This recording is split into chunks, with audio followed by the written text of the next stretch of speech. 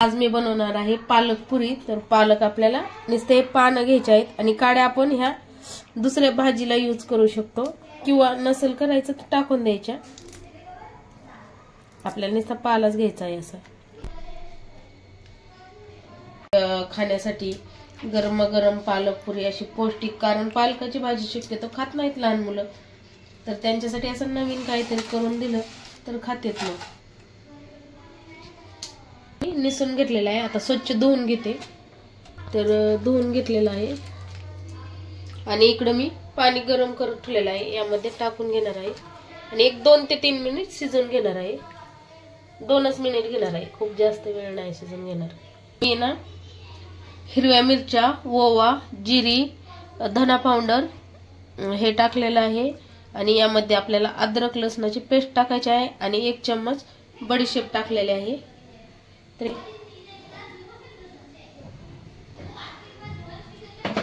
हे मी बारीक करून घेतलेलं आहे आणि यामध्ये आता आपल्याला पालक टाकून बारीक करून घ्यायची आहे पेस्ट। पालक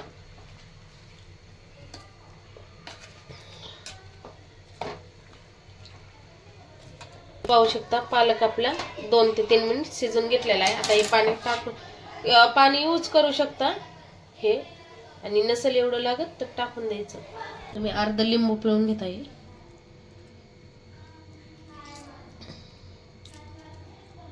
पेस्ट करून घ्यायची आहे या भाजीची।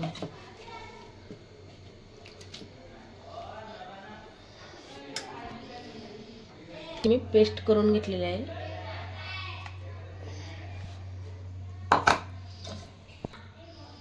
तर ही पेस्ट करून घेतलेली आहे मी। टाकून घेत आहे, 1-2 चम्मच घेतलेला आहे रवा। बेसन पीठ पण 2 बारकाले चम्मच घेतलेला आहे चाळून। आणि आता गव्हाचं पीठ चाळून घेत आहे त्यामध्ये।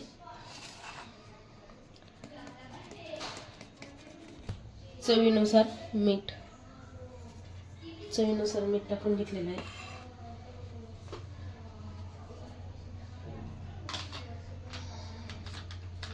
अद्रक लसणाची पेस्ट टाकून घेत आहे। असं मिक्स करून घेते आणि पुरीला आपण पुऱ्या बनवताना जसं घट्टसर पीठ मळून घेतो तसंच पीठ हे मळून घ्यायचं आहे। खूप जास्त मी आधीच हे गव्हाचं पीठ चाळून नाही घेतलं, कारण जसं लागेल तसं हे घेणार आहे मी गव्हाचं पीठ। तर तेल टाकून घेत आहे 1 चम्मच। असं एकदम घट्टसर मळून घ्यायचं छान। पीठ मी मळून घेतलेलं आहे, पाहू शकता किती हिरवागार असा छान कलर आलेला आहे। आता मी कढईमध्ये तेल ओतून घेते।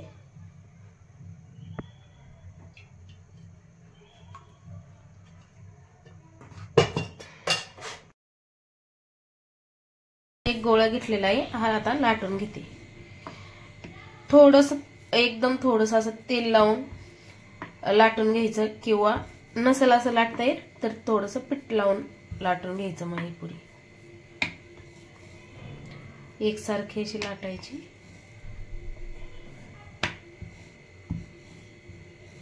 पद्धतीने मी सगळ्याच या पुऱ्या लाटून घेते।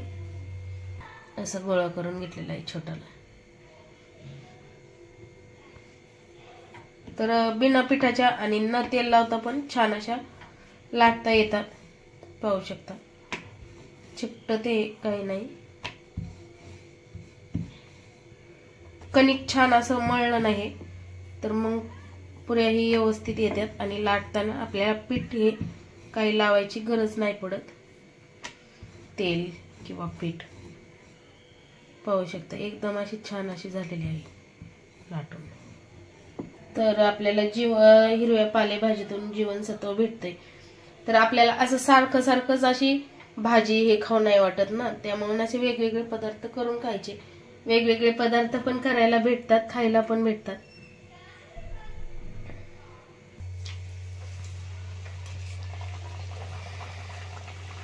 तर तेलामध्ये पुरी टाकून घेतलेली आहे।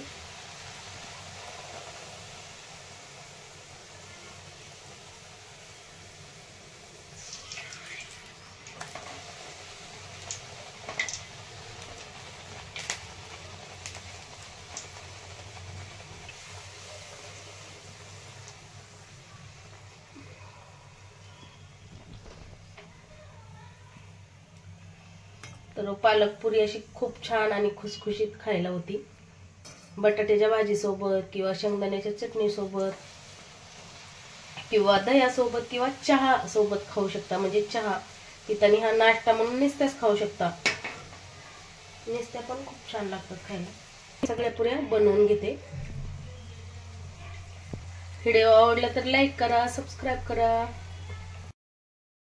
फुगत्यात आणि खूप जास्त असे तेलकट होत नाहीत, त्यामुळे खाण्यासाठी काही प्रॉब्लेम नाही. तेलकट होत नाहीत, जास्त असं तेल शोषून घेत नाहीत. पिठामध्ये आपण जास्त पुऱ्या अशा पिठामध्ये बुडून केल्या ना, मग ते तेल जास्त ही करतात, वसून घेतात.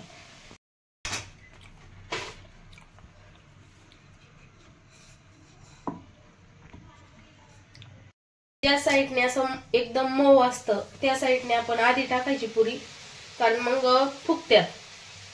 नाहीतर फुगत्यात आणि फुगत नाहीत. मग ज्या साईडने असं एकदम मऊ लाटण्यात आले आपल्या त्या साईडने पुरी टाकायची. तर आपल्या 3 पुऱ्या झालेल्या आहेत.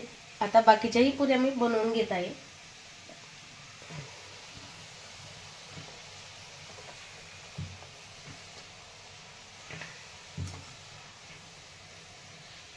कमी गॅसवर छान अशा तळून घ्यायच्या. खूप कमी पण नाही करायचा.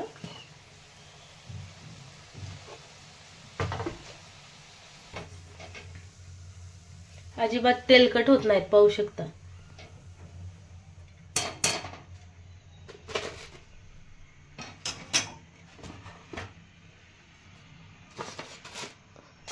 तर या गरमागरम पालकपुरी खायला.